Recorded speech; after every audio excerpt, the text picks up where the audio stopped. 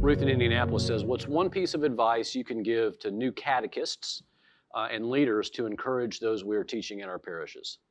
Yeah, that's a great question. I love catechists. You know, I think so much of what we do at Dynamic Catholic is driven in a desire to give people who are on the front lines, you know, the very best resources available. And it's heartbreaking to see catechists having to go into classroom with second-rate resources, you know, and so much of the mail I get comes from catechists saying, I love Blessed, or I love Decision Point. It's completely changed my experience of walking in the classroom. And so many DREs will say to me, I love Blessed, or I love Decision Point, or I love all the programs, Dynamic Catholic. I say, what do you love about them? Well, in a selfish way, I really love because it's easy for me to get catechists because they love the programs, and the programs are so helpful to them in teaching. I think the thing I would say to you is, you know, when I was first getting started, I remember I had a great spiritual director, a really holy priest, and we went to Mass one day, St. Mary's Cathedral, downtown Sydney, which is a phenomenally beautiful church.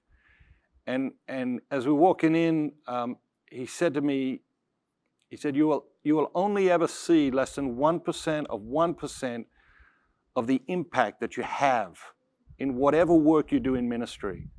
And never lose sight of that, and never get discouraged. And I think that's what I would say to you as a catechist. Never get discouraged. You know, God is not in that. God is nowhere near that. Anyone who brings discouragement into your life around that, that's not from God. That's not with God. Never get discouraged. But the flip side of that is, I think you've got to ask yourself, how do you stay encouraged? How do you stay inspired? And what is it that encourages you, that inspires you? You know, I slept in this morning. I knew it was going to be a big day, and I wanted to be rested, and I slept in. And then I spent time watching sort of great historical speeches for a while.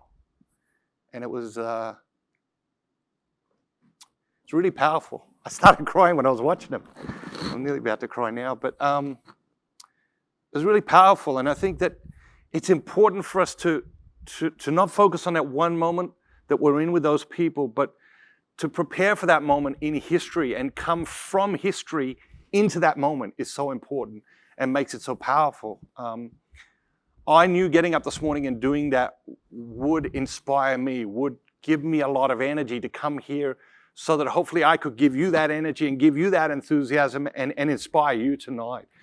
And so I'd say as a catechist, you really got to ask yourself, what inspires you and how do you connect into that before you go into that experience so that you can share that with the young souls that have been entrusted to you for that hour, that 45 minutes, whatever it is.